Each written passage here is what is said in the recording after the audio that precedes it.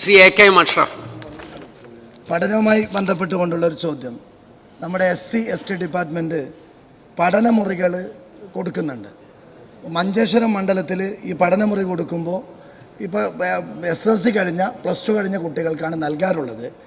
എൻ്റെ മണ്ഡലത്തിലെ നല്ലൊരു ശതമാനം അതിർത്തിയിലുള്ള കുട്ടികൾ കർണാടകയിലാണ് പഠിക്കുന്നത്. ആ ഒറ്റ കാരണം കൊണ്ട് ഈ കർണാടകയിൽ പഠിക്കുന്ന കേരളത്തിലെ കുട്ടികൾക്ക് ഈ പഠനമുറി കഴിഞ്ഞ കുറച്ച് വർഷങ്ങളായി നിഷേധിക്കപ്പെടുന്നുണ്ട്. ഞാൻ ഇടപെട്ടൊരു കാര്യമാണ്. ആ കുട്ടികൾക്ക് കൂടി ആ പഠനമുറി ലഭ്യമാക്കാനുള്ള നടപടി കൈക്കൊള്ളുമോ എന്നുള്ളതാണ് എൻ്റെ ചോദ്യം.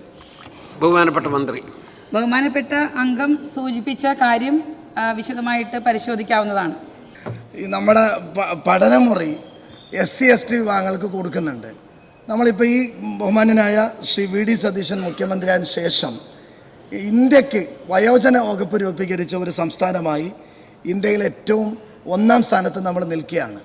ഈ പഠനമുറി കൊടുക്കുന്നത് പോലെ SC/ST കോളനികളിൽ ധാരാളം പ്രായം ചെന്ന ആളുകളുടെ രോഗവും പ്രയാസവും ഒക്കെ നേരിട്ട് കണ്ട ഒരാളാണ്. എൻ്റെ മണ്ഡലത്തിൽ ധാരാളം അത്തരത്തിലുള്ള കേന്ദ്രങ്ങളുണ്ട്. വയോജന മുറികൾ കൂടി ലഭ്യമാക്കുന്ന വയോജന വകുപ്പ് രൂപീകരിച്ചൊരു സംസ്ഥാനത്ത് SC/ST വിഭാഗത്തിലെ ആളുകൾക്ക് വയോജന മുറി ലഭ്യമാക്കുന്ന ഒരു ഇടപെടൽ നടത്തുമോ എന്നുള്ളതാണ് എൻ്റെ ക്വസ്റ്റ്യൻ. ബഹുമാനപ്പെട്ട മന്ത്രി. ബഹുമാനപ്പെട്ട അംഗം ശ്രീ A K അഷ്റഫ് ഇവിടെ സൂചിപ്പിച്ചത് വളരെ പ്രസക്തമായിട്ടുള്ളൊരു കാര്യം തന്നെയാണ്. പരിശോധിക്കാവുന്നതാണ്.